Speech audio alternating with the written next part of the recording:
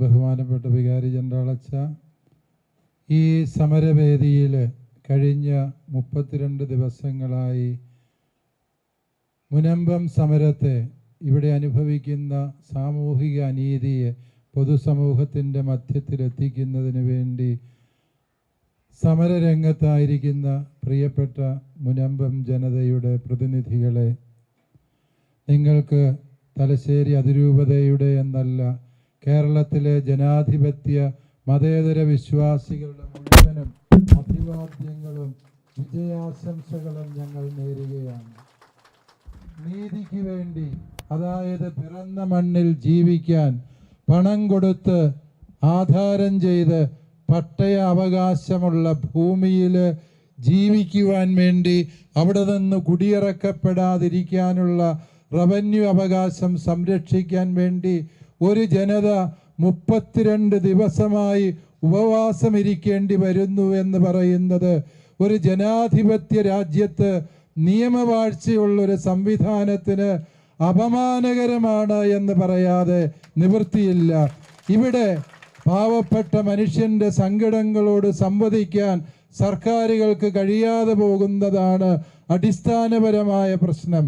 ഇവിടെ നിയമവും കോടതിയും സംവിധാനങ്ങളും ഒക്കെയും നീതി നടപ്പിലാക്കാൻ വേണ്ടിയാണ്, അല്ലാതെ കയ്യൂക്കുള്ളവൻ്റെ കരുത്തിന് മുമ്പിൽ പഞ്ചപുച്ഛമടക്കി നിൽക്കാനുള്ള സംവിധാനങ്ങളല്ല.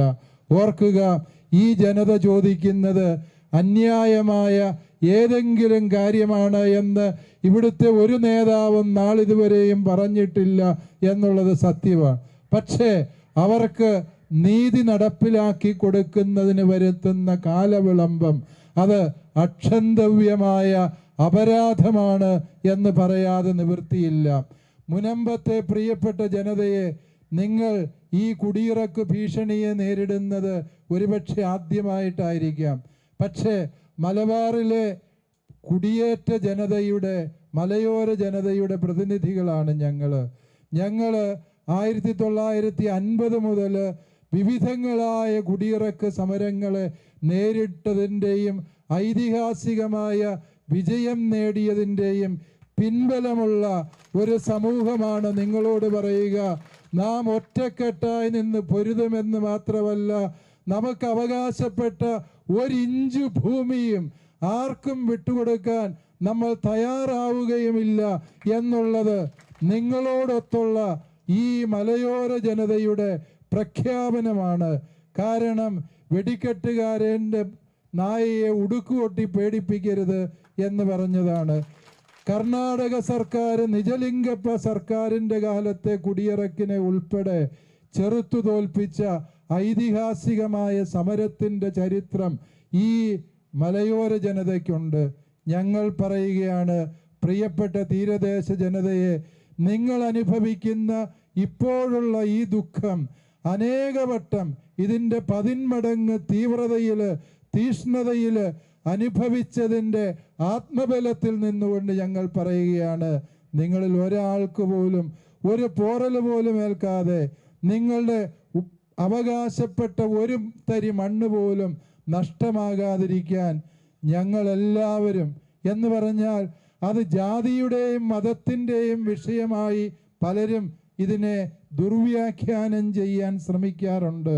ഇവിടെ ഏത് ജാതിയുടെ, ഏത് മതത്തിൻ്റെ കാര്യമാണ് നിങ്ങളിവിടെ സംസാരിക്കുന്നത് എന്ന് ഞങ്ങൾക്ക് മനസ്സിലാകുന്നില്ല. ഉത്തരവാദപ്പെട്ട നേതാക്കന്മാരുടെയും ഭരണഘടനാപരമായ സ്ഥാനങ്ങളിൽ ഇരിക്കുന്നവരുടെയും നാവിൽ നിന്ന് വർഗീയതയുടെ ചുവ കലരുന്ന പ്രസ്താവനകൾ വരുന്നത് അങ്ങേയറ്റം അപമാനകരമാണ്. അത് നാടിൻ്റെ നന്മയെ പിറകോട്ടടിക്കുന്ന നിലപാടുകളാണ് എന്നുള്ളത് നിങ്ങൾ തിരിച്ചറിയണം. ന്യൂനപക്ഷത്തിൻ്റെ ഉത്തരവാദിത്വമുള്ള ബഹുമാനപ്പെട്ട മന്ത്രി പറയണം, ന്യൂനപക്ഷം എന്ന് പറയുന്നത് ഈ ഇരിക്കുന്ന ജനതയും ന്യൂനപക്ഷത്തിൻ്റെ ഭാഗമാണ്. ഈ ജനതയുടെ അവകാശം കൂടി സംരക്ഷിക്കാനാണ് അങ്ങയെ ന്യൂനപക്ഷ ക്ഷേമ വകുപ്പ് മന്ത്രിയാക്കി ഈ സംസ്ഥാനം നിയോഗിച്ചിരിക്കുന്നത് എന്ന വസ്തുത വിസ്മരിക്കരുത്. അത് വിസ്മരിച്ചുകൊണ്ടുള്ള സംസാരമാണ് പലപ്പോഴും കഷ്ടതയും വ്യഥയും അനുഭവിക്കുന്ന മനുഷ്യരെ ജാതിയും മതവും വേർതിരിച്ച് അവരെ തമ്മിൽ ഭിന്നിപ്പിക്കാനുള്ള ശ്രമം നടത്തുന്നത്, അത് ഭരണഘടനയുടെ ഉത്തരവാദപ്പെട്ട സ്ഥാനങ്ങളിൽ ഇരിക്കുന്നവരുടെ ഭാഗത്തു നിന്ന് ഞങ്ങൾ ഒരിക്കലും പ്രതീക്ഷിക്കാത്ത നിലപാടുകളാണ് എന്ന് പറയാതെ നിവൃത്തിയില്ല. പ്രിയപ്പെട്ടവരെ, നിങ്ങൾ മനസ്സിലാക്കുക, ഈ മുനമ്പത്തിൻ്റെ മണ്ണിൽ ഇവിടുത്തെ അവകാശങ്ങൾക്ക് വേണ്ടി സംസാരിക്കുന്നതിൽ പാണക്കാട് സാദിഖ് അലി ശിഹാബ് തങ്ങൾ ഇവരുടെ അവകാശം ന്യായമാണ് എന്ന് പറഞ്ഞതാണ്, ഇല്ലേ? പറഞ്ഞതാണ്. അതുപോലെ തന്നെ മുസ്ലിം ലീഗിൻ്റെ നേതാക്കന്മാര് വിവിധ മദ്രസകളുടെയും മഹലുകളുടെയും നേതൃത്വത്തിൽ വന്ന വ്യക്തികൾ ഇവിടെ മുനമ്പൻ ജനതയ്ക്ക് പിന്തുണയും അഭിവാദ്യങ്ങളും അർപ്പിച്ചു. വിവിധ ഹൈന്ദവ നേതാക്കൾ ഈ പന്തലിലെത്തി അഭിവാദ്യങ്ങൾ അർപ്പിച്ചു എന്ന് മാത്രമല്ല, ഈ മുനമ്പൻ ജനതയുടെ അവകാശവാദം പൂർണ്ണമായും ന്യായമാണ്, അവർക്കത് നൽകിയേ പറ്റൂ എന്ന് വ്യക്തമായി സംസാരിച്ചതാണ്. ക്രൈസ്തവ നേതാക്കളും ഇവിടെ വന്നു എന്നുള്ളത് സത്യം. പക്ഷേ എന്തിനാണ് ഇവിടുത്തെ ക്രൈസ്തവരെയും ഇതര മതവിഭാഗങ്ങളെയും ഭിന്നിപ്പിച്ച് രാഷ്ട്രീയ ലാഭം നേടാം എന്നുള്ള ദുഷ്ടലാക്കോട് ചിലരൊക്കെയും സംസാരിച്ചത് എന്ന് ഞങ്ങൾക്ക് മനസ്സിലാകുന്നില്ല. വർഗീയതയുടെ ഏതെങ്കിലും കാർഡിറക്കിയാൽ ഭയന്ന് പള്ളിക്കകത്ത് കയറുന്നവരാണ് ഞങ്ങൾ ഈ വെള്ളയുടുപ്പിട്ടവര് എന്നാരെങ്കിലും ധരിക്കുന്നുണ്ട് എങ്കിൽ ഇതല്ല, ഇതിനേക്കാളും വലിയ ആരോപണം ഉന്നയിച്ചാലും വച്ചകാല് ആലോചിച്ച് തന്നെ കാലെടുത്ത് വയ്ക്കുന്നവരാണ് ഞങ്ങൾ. വച്ചകാല് പിന്നോട്ടെടുത്ത ചരിത്രം ഞങ്ങൾക്കില്ല എന്നുള്ളത് കൂടി വളരെ വ്യക്തമായിട്ട് ഈ ഒരു സാഹചര്യത്തിൽ ഉത്തരവാദപ്പെട്ടവർ മനസ്സിലാക്കുന്നത് നല്ലതാണ്. ഇവിടെ ക്രിസ്ത്യാനികളും മുസ്ലിങ്ങളും ഹൈന്ദവരും എല്ലാവരും ഒരു മനസ്സോടെ ഈ മുനമ്പൻ ജനതയുടെ ഒപ്പമാണ്. എങ്കിൽ പിന്നെ ആർക്കാണ് ഇവരെ കുടിയിറക്കണമെന്ന് ഇത്രമേൽ വലിയ നിർബന്ധമുള്ളത്? വഖഫ് ബോർഡ് എന്ന് പറയുന്നതിൻ്റെ പ്രസക്തിയെക്കുറിച്ച്, അതിൻ്റെ പ്രാധാന്യത്തെക്കുറിച്ച് ഞങ്ങൾ ആരും തർക്കിക്കുന്നില്ല. മുസ്ലിം സമൂഹത്തിൻ്റെ അവകാശങ്ങൾ സംരക്ഷിക്കാൻ അത്തരത്തിലുള്ള സംവിധാനങ്ങൾ അവിടെ ക്രമീകരിക്കേണ്ടത് ആവശ്യമാണ് എന്ന കാര്യത്തിൽ തീരുമാനം പറയേണ്ടത് ആ സമുദായത്തിലെ അംഗങ്ങളാണ്. ഞങ്ങൾക്കതിനെക്കുറിച്ച് യാതൊരു അഭിപ്രായ വ്യത്യാസവും ഇല്ല. മുസ്ലിം ജനതയുടെ ക്ഷേമം ഉറപ്പുവരുത്തണം, ആ സമുദായത്തിലെ അംഗങ്ങൾക്ക് മനുഷ്യോചിതമായി ജീവിക്കാൻ പോരുന്ന എല്ലാ സാഹചര്യങ്ങളും ഉറപ്പുവരുത്തണം എന്ന കാര്യത്തിൽ ഇവിടെ ആർക്കും തർക്കമില്ല.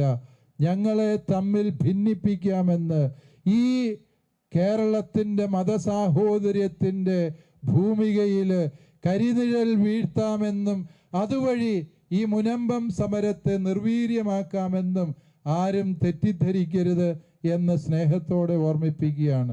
പ്രിയപ്പെട്ടവരെ, നിങ്ങൾ മനസ്സിലാക്കാം, കാരണം നമുക്കറിയാം ഈ വഖഫ് നിയമങ്ങൾ നിലവിൽ വരുന്നതിന് മുൻപ് വഖഫ് ബോർഡ് നിലവിൽ വന്ന 1954 എങ്കിൽ 1950 നടന്ന ഒരു ഭൂവിനിമയത്തെക്കുറിച്ചാണ് ഇവിടെ നടത്തുന്ന ചർച്ച എന്ന് നിങ്ങൾ തിരിച്ചറിയുന്നു. ഈ 1950 വഖഫ് ബോർഡ് നിലവിൽ വരുന്നതിന് മുൻപേ ഇപ്രകാരം നടന്ന ഒരു ക്രയവിക്രയം, അതല്ല എങ്കിൽ ഒരു ആധാരം ഇവിടെ എഴുതപ്പെട്ടു. ഇത് എഴുതിയത് നമുക്കറിയാം ഫാറൂഖ് കോളേജാണ് പറമ്പ് വിറ്റ് പണം വാങ്ങിയത്. വഖഫ് നിയമപ്രകാരം ആർക്കെങ്കിലും എതിരെ നടപടി എടുക്കണമെങ്കിൽ അതെടുക്കേണ്ടത് ഈ ഭൂമി, ഈ സത്യങ്ങൾ മറച്ചു വെച്ച് ക്രയവിക്രയം ചെയ്ത് പണം സമ്പാദിച്ച അന്നത്തെ ഫാറൂഖ് കോളേജിൻ്റെ ഉത്തരവാദികളോടാണ് എന്നുള്ളത് സത്യമല്ലേ? ആരെങ്കിലും വ്യാജമായി ഇപ്രകാരം ആധാരം ചെയ്തു കൊടുത്തുവെങ്കിൽ, തങ്ങളുടേതല്ലാത്ത ഭൂമി, അവകാശമില്ലാത്ത ഭൂമി കൊടുത്തുവെങ്കിൽ അതിൻ്റെ 1-ാം നമ്പർ പ്രതി ആരാണ്? പ്രസ്തുത കോളേജിൻ്റെ അധികാരികൾ. നോക്കുക, ഇവിടെ പീഡ അനുഭവിക്കേണ്ടി വരുന്നത് മുനമ്പത്തെ പാവപ്പെട്ട ജനതയാണ്. ഇതാണ് ഇവിടുത്തെ അടിസ്ഥാനപരമായ അന്യായം എന്ന് നമ്മൾ മനസ്സിലാക്കണം. തന്നെയുമല്ല, ഈ വഖഫ് ആക്ട് 1995 ഭേദഗതി ചെയ്തപ്പോൾ എഴുതി ചേർത്ത പല വ്യവസ്ഥകളും ഒരു ജനാധിപത്യ സംവിധാനത്തിനോ നിയമവ്യവസ്ഥിതിക്കോ നിരക്കാത്ത വ്യവസ്ഥകൾ ഇതിൽ കടന്നുകൂടിയിട്ടുണ്ട്. അത് തീർച്ചയായും തിരുത്തപ്പെടേണ്ടത് തന്നെയാണ് എന്ന കാര്യത്തിൽ ജനാധിപത്യത്തിൽ മതേതരത്വത്തിൽ വിശ്വസിക്കുന്ന ഒരു ഇന്ത്യൻ പൗരനും സംശയമുണ്ടാകും എന്ന് ഞാൻ വിചാരിക്കുന്നില്ല. അപ്രകാരമുള്ള തിരുത്തലുകൾ കേന്ദ്ര സർക്കാർ കൊണ്ടുവരുന്ന വഖഫ് ഭേദഗതി അതേപടി അംഗീകരിക്കണമോ വേണ്ടയോ എന്നുള്ളത് കൂടുതൽ ചർച്ച ചെയ്യേണ്ട വിഷയമാണ്. പക്ഷേ ഇവിടെ മനുഷ്യത്വരഹിതമായി ആരുടെ മുതലും അന്യായമായി പിടിച്ചെടുക്കാൻ ബോർഡിന് അവകാശം നൽകുന്ന രീതിയിൽ നിയമ ഭേദഗതി വരുത്തിയ വഖഫ് ബോർഡിൻ്റെ 95 പരിഷ്കരണത്തിലെ പല വ്യവസ്ഥകളും പൊളിച്ചെഴുതേണ്ടതാണ്. അത് പൊളിച്ചെഴുതിയേ പറ്റൂ. എങ്കിൽ മാത്രമേ ഇത്തരത്തിലുള്ള അന്യായങ്ങൾ ഇവിടെ ആവർത്തിക്കപ്പെടാതിരിക്കുകയുള്ളൂ. ഓർക്കുക പ്രിയപ്പെട്ട മുനമ്പൻ ജനതയെ, നിങ്ങൾ ഉയർത്തിയ ഈ വിഷയം ഇന്നിപ്പോൾ നിങ്ങളുടേത് മാത്രമല്ല. അങ്ങ് മലബാറിൽ തളിപ്പറമ്പ് എന്നൊരു പട്ടണമുണ്ട്. ആ പട്ടണത്തിലെ ഭൂമി വഖഫിൻ്റെ അവകാശത്തിൽപ്പെട്ടതാണ് എന്ന് പറഞ്ഞ് അവിടുത്തെ 100 കണക്കിന് കുടുംബങ്ങളും സ്ഥാപനങ്ങളും കുടിയിറക്ക് ഭീഷണിയിലായിരിക്കുകയാണ്. മലബാറിൽ തന്നെ അങ്ങ് വയനാട്ടിൽ വീണ്ടും സമാനമായ രീതിയിലുള്ള കുടിയൊഴിപ്പിക്കലിൻ്റെ നോട്ടീസുകൾ ലഭിച്ചു കഴിഞ്ഞിരിക്കുകയാണ്. നിങ്ങൾ ഉയർത്തിയ പ്രതിസന്ധി എന്നത് ഈ മുനമ്പത്തിൻ്റെ ചെറിയ ഭൂപ്രദേശത്ത് ഒതുങ്ങുന്നതല്ല എന്ന് ഞങ്ങളിപ്പോൾ മനസ്സിലാക്കുന്നു. പൊതുസമൂഹത്തിൻ്റെ മധ്യത്തിലേക്ക് ഇപ്രകാരമുള്ള വ്യാപകമായൊരു അന്യായത്തെ കൊണ്ടുവരാൻ നിങ്ങൾക്ക് കഴിഞ്ഞു എന്നുള്ളത് നിങ്ങൾ ഈ നാടിന് ചെയ്ത ചരിത്ര സംഭാവനയാണ് എന്ന് പറയാൻ ഞാൻ ആഗ്രഹിക്കുന്നു.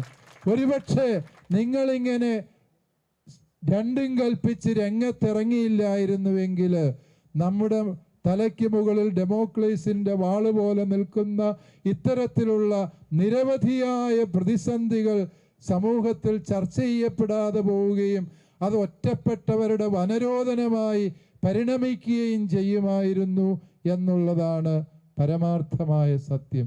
അതുകൊണ്ട് പ്രിയപ്പെട്ട മുനമ്പം നിവാസികളെ, നിങ്ങൾ മുമ്പേ പറന്ന പക്ഷികളാണ്. ഈ നാടിന് മുഴുവനും വേണ്ടിയാണ് നിങ്ങളിവിടെ സമരം ചെയ്യുന്നത്. ഈ സമരം കേവലം ഒരു ഒറ്റപ്പെട്ട പ്രദേശത്തിൻ്റെ ഒറ്റപ്പെട്ട പ്രശ്നമല്ല. ഇന്ന് ഇത് കേരളം മുഴുവനും ചർച്ച ചെയ്യുന്ന വിഷയമായി മാറിയിരിക്കുന്നു എന്നുള്ള യാഥാർത്ഥ്യം നിങ്ങൾ തിരിച്ചറിയുന്നു. വാസ്തവത്തിൽ ഈ വഖഫ് ബോർഡിൻ്റെ അവകാശവാദങ്ങൾ അടിസ്ഥാനരഹിതമാണ് എന്നും അത് ജനാധിപത്യത്തിന് നിരക്കാത്ത നിയമങ്ങളാണ് എന്നും ഉത്തമ ബോധ്യം ഭരണകൂടങ്ങൾക്കുണ്ട്. കേരളം ഭരിക്കുന്ന ബഹുമാനപ്പെട്ട മുഖ്യമന്ത്രി അടുത്ത ദിവസങ്ങളിൽ തെരഞ്ഞെടുപ്പിൻ്റെ ഭാരം മാറിക്കഴിഞ്ഞാൽ, അതിൻ്റെ നിയന്ത്രണങ്ങൾ മാറിയാൽ ഉടൻ ഈ വിഷയത്തിൽ ഇടപെടും എന്ന് ഉറപ്പു തന്നിരിക്കുകയാണ്. ബഹുമാനപ്പെട്ട മുഖ്യമന്ത്രി പിണറായി വിജയൻ സാറിനോട് ഞങ്ങൾക്ക് പറയാനുള്ളത്, നീതി അതാരുടെയും ഔദാര്യമല്ല, അത് ഈ മുനമ്പം ജനതയുടെ അവകാശമാണ്. അത് അവർക്ക് നേടിയെടുത്തു കൊടുക്കണം. കേവലം ഭംഗിവാക്ക് പറഞ്ഞാൽ പോലെ ആരെയും ഇനി നിങ്ങൾ ഇവിടുന്ന് കുടിയൊഴിപ്പിക്കില്ല എന്ന് ഉറപ്പ് തന്നതുകൊണ്ട് ഞങ്ങൾക്ക് തൃപ്തിയാവില്ല. കാരണം അത്തരത്തിലുള്ള ഉറപ്പല്ല ഞങ്ങൾക്ക് വേണ്ടത്. ഞങ്ങളുടെ നികുതി എടുക്കാൻ തുടങ്ങാം എന്ന് പറഞ്ഞാലും പോരാ, മറിച്ച് ഈ വഖഫ് ബോർഡിനെ സർക്കാർ നിയന്ത്രണത്തിലുള്ള ബോർഡാണ്. സർക്കാർ നിയമിച്ച അധ്യക്ഷന്മാരാണ് അവിടെ ഉള്ളത്. ഈ ഭരണകൂടത്തിൻ്റെ ഭരണകക്ഷിയുടെ നോമിനിയായിട്ടുള്ള വ്യക്തികളാണ് വഖഫ് ബോർഡിലുള്ളത്. അവിടെ രാഷ്ട്രീയമായ ഇച്ഛാശക്തിയോടുകൂടി ബഹുമാനപ്പെട്ട മുഖ്യമന്ത്രി പ്രഖ്യാപിക്കണം, ഈ വഖഫ് ബോർഡ് ഈ ഭൂമിയിൽ ഉന്നയിച്ച അവകാശവാദം അടിസ്ഥാനരഹിതമാണ് എന്നും അതുകൊണ്ട് ആ അവകാശവാദത്തിൽ നിന്ന് ഞങ്ങൾ വ്യവസ്ഥകളില്ലാതെ പിന്മാറുന്നു എന്നും പറയാൻ കഴിയുന്നത് വരെയും ഈ സമരപ്പന്തൽ ഇവിടെ ഉയർന്നു നിൽക്കും എന്ന് മാത്രമല്ല, ഈ സമരാർത്ഥികളോട് കേരള സമൂഹത്തിനുള്ള പിന്തുണ നാൾക്കുനാൾ വർദ്ധിച്ചു വരികയും ചെയ്യും എന്ന കാര്യം ബഹുമാനപ്പെട്ട മുഖ്യമന്ത്രി മനസ്സിലാക്കണം. ഞങ്ങളിത് പറയുന്നത് കേവലം മുനമ്പത്തിൻ്റെ മാത്രം പ്രതിസന്ധിയെ മുന്നിൽ കണ്ടുകൊണ്ടല്ല, മറിച്ച് 10, 60, 70 കൊല്ലമായി പണം കൊടുത്തു വാങ്ങി കരമടച്ച് അവകാശമാക്കിക്കൊണ്ടിരുന്ന ഭൂമി, അപ്രകാരമുള്ള ഭൂമിയിൽ സർക്കാർ നൽകിയ എല്ലാ രേഖകളോടും കൂടി ജീവിക്കുന്നവരെ ഒരു സുപ്രഭാതത്തിൽ വന്ന് കുടിയിറക്കാമെന്നുള്ള വഖഫ് ബോർഡിൻ്റെ അവകാശബോധത്തെയും അവരുടെ അത്തരത്തിലുള്ള നിലപാടുകളും ഇനി ഈ കേരള മണ്ണിൽ ആവർത്തിക്കപ്പെടില്ല എന്നുള്ള ഉറപ്പുകൂടി ബഹുമാനപ്പെട്ട മുഖ്യമന്ത്രിയിൽ നിന്ന് ഞങ്ങൾ പ്രതീക്ഷിക്കുന്നുണ്ട്. അപ്രകാരം ഒരു ഉറപ്പ് ഞങ്ങൾ ചോദിക്കുന്നതിൻ്റെ കാരണം എന്താണെന്ന് ചോദിച്ചാൽ, ഇപ്പോൾ ബാങ്കിൽ നിന്ന് ഒരു ലോണ് കിട്ടണമെങ്കിൽ ഏത് ഭൂമിയിലും ബാങ്ക് മാനേജർമാർ ചോദിക്കുന്ന ഒരു വ്യവസ്ഥയുണ്ട്. എന്താണെന്നോ, വഖഫിൻ്റെ അവകാശം ഇല്ലാത്ത ഭൂമിയാണിത് എന്നുള്ള സർട്ടിഫിക്കറ്റ് മേടിച്ചു കൊണ്ടുവരാൻ. ഈ വിഷയം ചെറുതല്ല എന്ന് പ്രിയപ്പെട്ടവരെ നമ്മൾ മനസ്സിലാക്കണം. നാട്ടിലെ ഏതൊരു മണ്ണിൻ്റെ മേലും വഖഫിന് അവകാശമുണ്ട് എന്ന് സംശയം ജനിപ്പിക്കത്തക്ക വിധത്തിൽ സമൂഹത്തിൽ മുഴുവനും ഭയത്തിൻ്റെ ഒരു അന്തരീക്ഷം ഇവിടെ സംജാതമാക്കിയിരിക്കുകയാണ്. എല്ലാ ബാങ്കുകളും ഇപ്പോൾ ലോൺ എടുക്കണമെങ്കിൽ, നിങ്ങൾ മുനമ്പത്തുകാരുടെ മാത്രം സങ്കടമല്ല, നാട് മുഴുവൻ ഇപ്പോഴതൊരു പ്രശ്നമാണ്. ഈ ഭൂമിയിൽ വഖഫിന് അവകാശമില്ല എന്നുള്ള സർട്ടിഫിക്കറ്റ് മേടിച്ചുകൊണ്ട് ചെന്നാലേ ലോണ് കിട്ടുകയുള്ളൂ എന്ന് പറഞ്ഞാൽ അതിൻ്റെ അർത്ഥം എന്താ? ഈ കേരള മണ്ണിലെ ഏത് ഭൂമിയും വഖഫിൻ്റേതാണ് എന്ന് പറയാനുള്ള സാധ്യതയുണ്ട്, സാഹചര്യമുണ്ട് എന്ന് പരോക്ഷമായി സർക്കാർ അംഗീകരിച്ചു കൊടുക്കുന്നതിന് തുല്യമല്ലേ ഇത്തരത്തിലുള്ള നടപടിക്രമങ്ങൾ? ബഹുമാനപ്പെട്ട മുഖ്യമന്ത്രി ഈ വിഷയത്തിൽ കൂടി ഗൗരവമായി ഇടപെടണം. ഒരു ഭൂമി വഖഫിൻ്റേതാണ് എന്ന് സംശയം തോന്നിയാൽ, ആർക്ക് സംശയമാണ്?